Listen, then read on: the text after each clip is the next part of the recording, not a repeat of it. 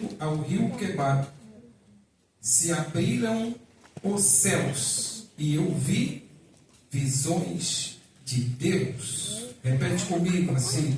E se abriram os céus. Mais uma vez, se abriram os céus.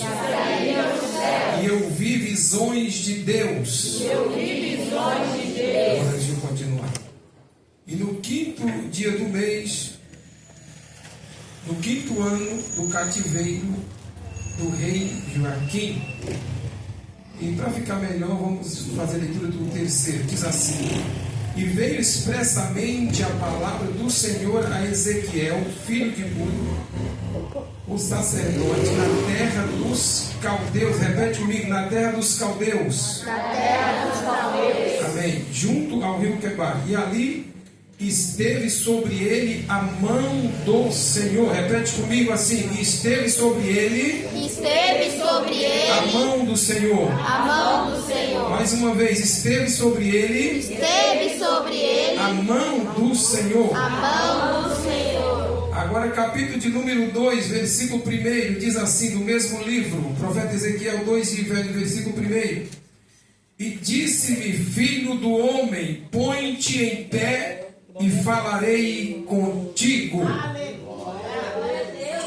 Versículo 2: então entrou em mim o Espírito quando falava comigo, e me pôs em pé, e ouvi o que me falava. Glória seja dado ao Senhor nosso Deus. E para encerrar, 47, Ezequiel 47, versículo de número 12, que diz assim o texto sagrado: e junto do ribeiro, à sua margem, de uma e de outra banda, subirá toda sorte de árvore que dá fruto para se comer. Glória a Jesus. Amém? Somente até aqui. Glória a Deus. Que Deus possa, em Cristo, nos fazer entender o porquê de tudo isso que aconteceu com Ezequiel. E aí ele está em uma terra que não era sua, está em cativeiro por causa do pecado dos seus pais e principalmente dos reis que foram negligentes em Judá. Amém? Que Deus possa, em Cristo, nos fazer entender. Então a palavra diz que o reino de Deus o reino, diga assim, o reino dos reis, né, de Israel, ele fora dividido por causa do pecado de Salomão. Então aconteceu o quê? 10 tribos para o reino do norte, Samaria capital, e 2 tribos, Judá e Benjamim, em Jerusalém. Então começou ali o grande erro da igreja, do povo de Deus, a separação. A partir do momento que há divisão e separação, começa-se a entrar os bochichos, as conversas, as falações, começa a acontecer algumas coisas que Deus não se agrada. E ali a Bíblia diz que o reino do norte, eles começaram a se perder, porque eles não poderiam descer para Jerusalém por causa daquela divisão, e ali o rei ficava com medo deles voltar para Jerusalém, querer se unir ao rei do Reino do Sul. Então havia aquelas proibições, e não tendo o acesso a Jerusalém, ao templo, então logo eles começaram a oferecer sacrifícios no Reino do Norte, em Samaria. E ali começou uma grande mistura, onde os homens começaram a adotar para si deuses das nações vizinhas. Então, o que acontece? Quando o tempo vai passando, também Judá, Jerusalém, o Reino do Sul, começa a se corromper e começa também a abandonar os princípios que Deus havia ensinado. E por causa desse motivo, Deus levanta os seus profetas, e nesse período em que nós estamos falando aqui, Deus estava usando o profeta Jeremias em Jerusalém. E os irmãos muito bem sabem que Jeremias ele fora preso, Jeremias fora colocado no calabouço, Jeremias fora maltratado, Jeremias não tinha voz ativa, Jeremias era proibido de profetizar contra os reinos, aleluia, daquele período. E diz a palavra do Senhor, aleluia, que Joaquim, o rei do período de Jeremias, mandou prender, não deixou Jeremias falar aquilo que era necessário que ele viesse falar. E uma coisa não pode acontecer na nossa vida, é que a igreja tenha nenhuma proibição de que se pregue a palavra de Deus, porque a partir do momento que a palavra não pode ser pregada na sua raiz, no seu original, e quando ela foi pregada, escrita da maneira com que ela foi escrita, então começa o quê? Começa a acontecer a carne, começa a agir na vida das pessoas, e as pessoas começam a fazer a vontade da carne. Por quê? Porque não tem repreensão, e quando não tem repreensão, as pessoas se corrompem e começam a fazer a vontade da sua carne. Então naquele período Jeremias começou a profetizar, aleluia, para que Israel, eu digo no modo geral, mas porém que Judá viesse a se corrigir diante de Deus, porque Deus diz que mandaria Babilônia para que levasse aquela cidade. Mas como Jerusalém era uma cidade murada, uma cidade bem sitiada, aleluia, pelos seus seguranças, então certamente eles não acreditariam. Por quê? Porque o templo de Deus estava ali, que havia sido construído. Então eles não acreditariam que Jerusalém fosse tomada. Então eles confiaram em quê? Em si mesmo. Confiaram, aleluia, na sua riqueza, no seu poder, e abandonaram a Deus. E por esse motivo Deus começou a incitar o rei Nabucodonosor de Babilônia para que viesse a tomar Jerusalém e destruir aquela cidade. E nós bem sabemos, irmãos, que quando a igreja ela começa a desviar do caminho que Deus se agrada, então o inimigo começa a fazer o que? Agir no meio das pessoas, e aí começa a desfazer casamento, começa a colocar jovens para cair no pecado, começa a colocar pessoas para fazer o que não deve, e aí a igreja começa a perder-se o foco, e ela perde a direção, e começa a vir o castigo de Deus. Mas quando a igreja obedece à voz de Deus, e ela observa a sua palavra, e ela guarda os seus princípios, então Deus abençoa até 1000 gerações daqueles que o amam e que guardam a sua palavra. E nós observamos aqui que Jeremias pregava, mas isso não era suficiente. Jeremias, aleluia, era castigado por causa da sua palavra. E aí o que é que Deus permite? Nabucodonosor envia os seus servos, e ali leva esse rei Joaquim, o seu filho, que reinou com 18 anos de idade, e por 3 meses apenas reinou em Jerusalém. E ele fora deportado para a Babilônia, e junto com Joaquim também foram levados alguns dos nobres, e foi levado também o profeta Ezequiel. E agora Ezequiel, irmã Irene, se encontra no reino desconhecido, em língua difícil, não por si, mas por causa do pecado dos seus pais. E ali veio o castigo, e agora Ezequiel está numa terra estranha, está em Babilônia, e Daniel também está em Babilônia. E diz a palavra que Deus começa então a falar com Ezequiel. Ezequiel não tinha templo, é bom lembrar, não havia sinagoga, elas foram criadas depois em Babilônia para que eles viessem servir a Deus ali, adorar e aprender a sua linguagem, como Deus usou Jeremias dizendo que eles deveriam casar, dar em casamento, eles deveriam construir casa em Babilônia, eles deveriam cuidar ali da cidade, eles deveriam orar a Deus e pedir para que Deus abençoasse a cidade, para que ela prosperasse, porque a sua prosperidade dependia da cidade. É como nós aqui no Brasil, sendo brasileiros, nós dependemos da prosperidade do Brasil, então temos que orar pela nossa nação, independente de quem está lá governando, para Deus ter misericórdia e nos abençoar nesta terra.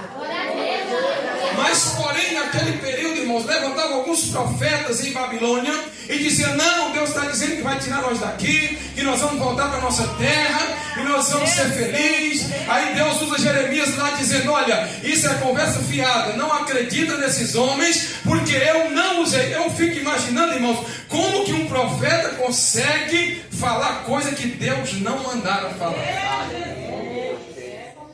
E ali, irmãos, os profetas se levantavam e diziam: não, vai cessar isso aqui, vai tudo acabar e nós vamos voltar. Aí Deus falou que não, diga para ele, Jeremias, que não vai acontecer. Só quando cumprir o período de 70 anos, depois eu os visitarei e farei com eles aquilo que eu tenho no coração para fazer. Mas, porém, eles têm que passar por aquele período aleluia, na Babilônia. Aí nós observamos aqui que quando estava chegando o período, o ano 35 do cativeiro, do exílio do rei, desse rei Joaquim, então aconteceu o que?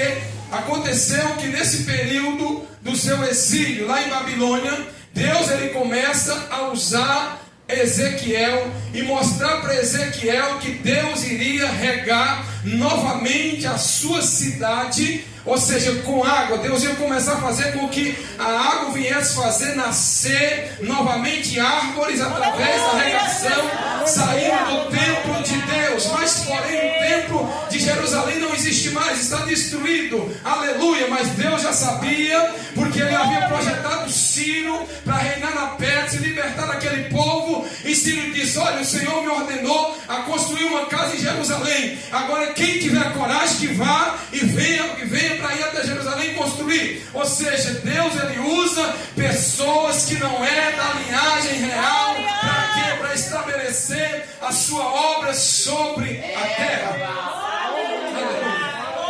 Então nós observamos aqui que Deus ele usa Ciro para vir mandar retornar o povo para reconstruir novamente. Mas tudo isso, porém, depois do cumprimento do tempo de castigo, porque quando a gente erra, a gente sofre o castigo do nosso erro. Você pode observar que Davi, o homem segundo o coração de Deus, quando ele peca, Deus disse: olha, a espada vai ficar agora na sua casa. O que acontece? É o seu próprio filho, Absalão, quer tomar o reino, quer matar seu pai, porque o pai não puniu o irmão. Então começa, irmãos, é um pecado causando outro pecado. Então quando o pecado entra, ele começa a destruição. E ali o castigo ficou na casa de Davi, o filho querendo tomar o reino antes que o pai morra. E isso não acontecia. Os irmãos sabem muito bem que naquele período, quando o pai morria, então por isso reinava o outro em seu lugar. E é por isso que esse Joaquim reinou em lugar de seu pai. E diz a Bíblia que ele fez o que era mal aos olhos do Senhor. E só reinou por 3 meses em Jerusalém. Por quê? Porque Deus ele dá corda para o homem, ele dá oportunidade para o homem. Mas se o homem não quiser fazer a sua vontade, ele vai lá e corta, ele passa a tesoura e ele corta, aleluia. Por quê? Porque Deus chamou a igreja na terra para fazer a sua vontade, para servi-lo aqui na terra e dar exemplo aqui na terra para as pessoas que vê você, se espelhar em você. É claro que você não é o cara, você não é a Mulher Maravilha, mas Paulo diz: sejam os meus imitadores como eu sou de Cristo. Então você pode dar um grande exemplo para ser um imitador, alguém ser o seu imitador. E nós observamos aqui que Deus, por sua vez, ele vê Ezequiel naquela situação, diante daquele cativeiro. Então ele começa a abrir os céus e dá para Ezequiel visões de Deus. Nós observamos aqui que Deus, irmãos, ele sempre tem os seus meios de usar. Se não tinha a Torá naquele tempo para Ezequiel, porque lá não tinha nada de Jerusalém, em Babilônia não tinha livro, não tinha nada, eles saíram para lá como cativos, aleluia. Então ele não tinha essa oportunidade, mas Deus começou a descer do céu a palavra para Ezequiel continuar pregando para os que estavam pobres na terra, para os do cativo de baixo e para aqueles que estavam nos palácios. Deus usava quem? Daniel, para que pregasse para eles, para que levasse a palavra até o rei. Por quê? Porque Daniel foi escolhido escolhido para ser um jovem que estava diante do rei, para assistir diante da presença do rei. Então Deus começou a usar Daniel para os grandes e Ezequiel para os pequenos. Deus sempre tem os seus meios de usar. Se Ele não te usar para os pequenos, Ele te usa para os grandes. Mas Deus, Ele vai te usar na terra, porque a sua palavra não pode cessar de ser pregada. Em nenhum momento ela pode cessar. E nós observamos aqui que Ezequiel, ele disse: eu tive visões de Deus, aleluia. E nós observamos, irmãos, que Ezequiel, ele começa a receber de Deus a palavra, para que ele viesse trazer novamente ali para aquele povo a palavra de Deus, para que eles não viessem continuar pecando naquela terra, porque eles já haviam pecado na sua terra, agora estavam em terra estranha, e eles teriam que servir a Deus como deve ser, como Deus deve ser servido. Então, por esse fim, Ezequiel pregava, e ele disse que o povo, Deus disse: Ezequiel, esse povo, ele tem o semblante duro. Sabe aquelas pessoas que você fala e ela continua teimando? Ela diz: não, vai ser do meu jeito. Mas eu quero dizer uma coisa essa noite: não pode ser do teu e do meu jeito, é do jeito de Deus, senão não funciona. E alguns diziam: não, é do meu jeito. E ele dizia: não, não é do jeito de Deus. Não adianta vocês teimar, porque vai ficar aqui, tem que se preparar aqui, aleluia, para poder voltar para Jerusalém. Então nós observamos aqui, irmãos, que ele começou a pregar, e pregar duro. Mas chegou um momento que Ezequiel, ele começa a ficar cabisbaixo, ele fica desanimado diante da situação, sem templo, sem sinagoga, sem nada, sem sacrifício para oferecer. Então Ezequiel fica desanimado. Aí Deus disse: Ezequiel, te coloca de pé, rapaz, se levanta, porque assim, fazendo isso, eu falarei contigo, rapaz. Então tem momento na nossa vida em que a gente fica cabisbaixo, que a gente começa a desanimar por algum motivo, algum problema, mas Deus está dizendo: te coloca de pé, te coloque de pé, aleluia, porque eu falarei contigo na terra. E ele disse que o Espírito, aquele que levanta o homem, aquele que está representado aqui através dessa água que saía do altar, que começava, onde passava a água, regava o Espírito Santo, onde ele vem, onde ele entra, onde ele chega, ele começa a regar a alma do cristão na terra. Onde o Espírito vem, ele começa a regar, ele começa a trazer renovo, ele traz cura, ele traz libertação, ele traz convencimento do pecado, da justiça, do juízo.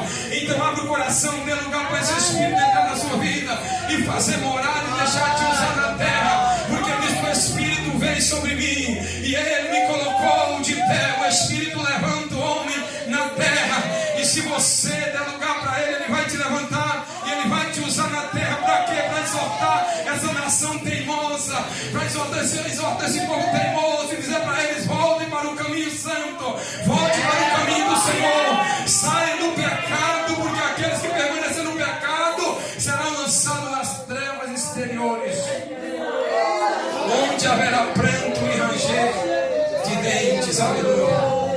Então nós observamos aqui que Deus, ele levanta o profeta, e Deus está querendo levantar pessoas na terra. Essa água que saía do altar, que regava a terra, que fazia nascer plantas, árvores, para dar fruto, para se comer, que começou a andar muito, e começar a produzir, aleluia.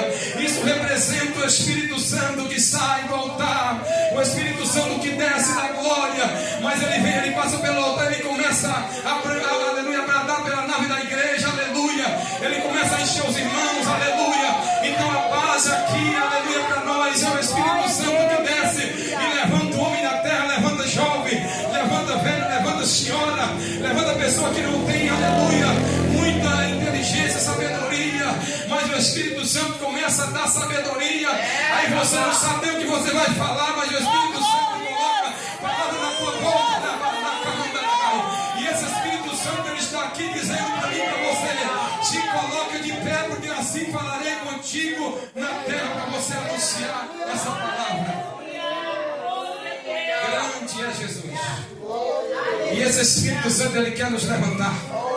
Mas para ele nos levantar, tem que dar lugar para ele. É preciso se colocar de pé, é preciso se colocar diante da presença e dizer: Senhor, eis-me aqui, usa-me a mim, faz a tua vontade. Como disse o profeta Isaías, depois que ele é purificado através daquela brasa viva, tirada do altar como uma tenaz, aleluia. Diz a Bíblia que quando soou uma voz do céu dizendo: a quem enviarei e quem há de ir por nós? Deus tem anjo, Deus tem arcanjo, Deus tem querubim, Deus tem serafim, Deus tem ser vivente, Deus tem tudo lá no céu. Mas ele diz: a quem enviarei, quem há de ir por nós? Sabe por quê? Deus queria alguém que sentia o que Jesus sentiu quando ele veio. Sabe por que Jesus ele veio aqui como em carne aqui na terra, nascendo veio de uma mulher, para sentir a aflição que você sente, para sentir o sentimento como você tem, para saber que você tem fome, que você tem sede, que você tem ansiedade, que você tem necessidade, que você precisa, aleluia, resolver as situações aqui na terra. Então Jesus ele veio, aleluia, diz a Bíblia, quando ele estava ali no Getsemane orando, saiu gota de sangue dos seus poros, e ele dizia: Pai, se possível, passa de mim esse cálice sem que eu beba, mas ele diz: todavia seja feita a tua vontade. Então é melhor deixar Deus fazer a vontade dele. Às vezes dói para mim, dói para você, mas a vontade de Deus é boa, é perfeita, é agradável. Deixa ele fazer a vontade dele na sua vida, deixa o Espírito Santo agir na sua vida, deixa Deus agradar na sua vida, deixa Deus colocar essa palavra no teu coração aí, deixa essa palavra dentro do teu coração, deixa esse louvor dentro do teu coração, deixa essa vontade de orar dentro do teu coração, para você fazer a obra aqui na terra e Deus salva a vida através de você nessa terra. Aleluia. Grande é Jesus. Oração é coisa boa. Esses dias eu tive uma visão, vi um grupo de gente numa igreja orando, mais ou menos umas 11 da noite na rua, e ali tinha uma pessoa sendo arrastada pela morte, pelo espírito da morte para ser morta, e aquela pessoa pedia socorro, e por causa daqueles irmãos que estavam vindo para toda a oração, Deus salvou aquela pessoa, aleluia. Sabe por quê? Porque a oração ela faz efeito, a oração tem poder diante de Deus, para Deus agir na vida daqueles que precisam. E quando as pessoas que estão aí para ser mortas na rua, aí você dobra o joelho e diz: Deus, visita essa nação e vê os anjos aqui nesse bairro, liberta essa pessoa da morte, um dia traz ela para a tua casa. Aí Deus começa a libertar as pessoas e trazer para a presença, e essa pessoa vai testificar e dizer: até aqui nos ajudou o Senhor. E é somente Deus para nos ajudar aqui na terra, é somente Ele para fazer a obra na nossa vida. Porque nessa vida aqui nós temos aflições, aqui nós temos sofrimento, aqui nós temos tantas coisas, aqui passamos por tanta coisa. Como a minha esposa diz, eu sei que talvez não foi fácil você chegar aqui hoje, não apenas nesse dia, mas durante a tua caminhada aqui na terra. Mas uma coisa eu quero te dizer: o Espírito Santo ele diz: eu intercedo por você com gemidos inexprimíveis. A palavra diz que ele intercede com gemidos, ele geme com você. Quando você geme, ele geme com você também, aleluia. Então deixa o Espírito Santo bradar na sua vida, porque Deus está procurando, aleluia, anunciadores do Evangelho. E eu tive uma visão uns dias atrás, que algumas pessoas que não anunciavam o Evangelho, que foram chamadas para tal coisa, as suas casas eram destruídas por uma profetisa brava que chegava e derrubava a casa daquela pessoa. Deixa eu te dizer essa noite: anuncia esse Evangelho, porque tem pessoas precisando ouvi-lo nessa terra chamada Brasil. Glória a minha esposa prepara um rapidamente, por favor. Tem pessoas precisando ouvir. Pessoas precisam ouvir essa palavra e ouvir esse castigo. Para algumas pessoas, aquela profetisa, ela batia uma vara assim, ó, na casa da pessoa, uma casa física, assim, ó, na casa desabava, ela dizia: porque não está pregando o Evangelho. Às vezes, alguns é porque não está pregando como tem que ser pregado, está só massageando. Estão querendo agradar pessoas. Paulo disse: se eu for agradar os homens, não tem como agradar a Cristo, não dá para agradar dois. Aleluia, não tem que agradar é a Deus, tem que pregar aquilo que tem que ser pregado, doa quem doer. Aleluia, porque Deus ele quer agradar na vida da igreja, mas é preciso que a igreja renuncie aquilo que a carne pede. Precisa ter renúncia. Jesus disse: aquele que quiser vir após mim, renuncie a si mesmo, negue a si mesmo. Ou seja, negue a você para fazer a vontade de Deus na terra. Negue a vontade da carne para fazer a vontade de Deus. Negue a vontade, aleluia, do sexo do casamento para fazer a vontade de Deus na terra. Negue a vontade de beber alguma coisa para fazer a vontade de Deus na terra. Negue a vontade de assistir alguma coisa que não, aleluia, que não edifica a alma para fazer a vontade de Deus. Porque Deus está chamando pessoa que precisa ter visão de Deus, não é visão da tela de coisa coisa que não agrada, a visão de Deus na terra. Aleluia, Jesus. É a visão de Deus. Abre o coração. Oh, glória a Deus. Deixa Deus trabalhar. Aí, aleluia. Deus vai restituir. Abre o coração. Aleluia, aleluia. Deixa o Espírito Santo ser Espírito Santo. Restaura, Pai, nessa noite, Senhor. Cante assim. Deixa o Espírito Santo ser Espírito. Deixa. Árvore cheia de vida cortaram, Olha aí. que os frutos que ela produzia se acabaram. Chega alguém e diz: acabou a história. Mas ainda bem que a resposta vem do céu, e a última palavra quem determina ainda é Deus. Alguém diz só restou raiz, mas Deus diz tem vida aí. Olha aí. E eu vou restituir Espírito traz vida, recebe vida. a esperança para a árvore cortada, novamente crescerá ao cheiro das águas, e se casa envelheceu na terra sua raiz. Ou se o seu tronco morreu, ouça bem o que Deus diz: ainda há esperança, a alegria vai chegar, e tudo novamente irá voltar ao seu lugar. A água já está presente e vai começar a regar. Vai ser tão lindo o testemunho que você irá contar. Eu fui mármore cortada, mas é o cheiro das águas que Deus minha vida.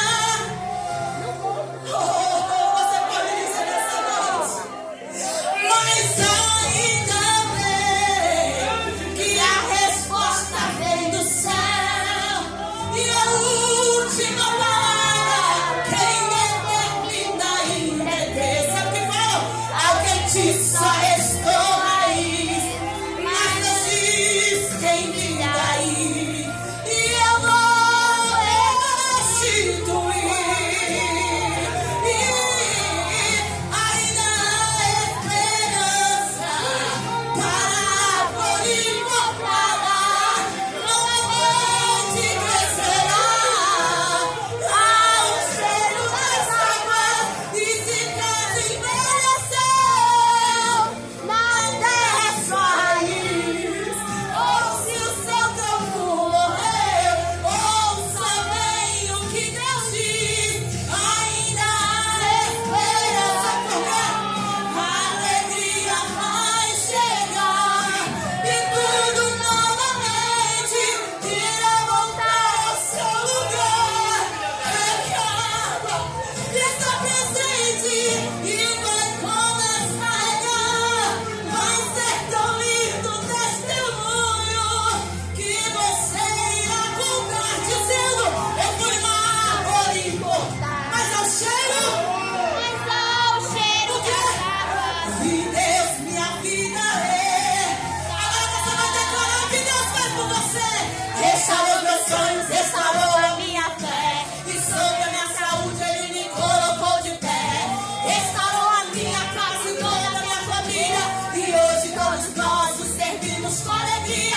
E toda vez que eu escutava alguém dizer: até tinha estrutura, mas veio a